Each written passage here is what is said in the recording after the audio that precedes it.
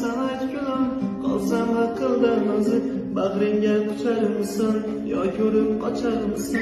Navallık sever misin? Kalsam akıldan azı, Onlarım tutar mısın? Ya yığlap keter misin? Aybımdan utar mısın? Kalsam akıldan azıp ben aşık zalım. Sen de ya ben ağzım, yıkama kararlısın. Kalsam akıldan azıp görüp beni devana düşer, görüp beni sersana düşer.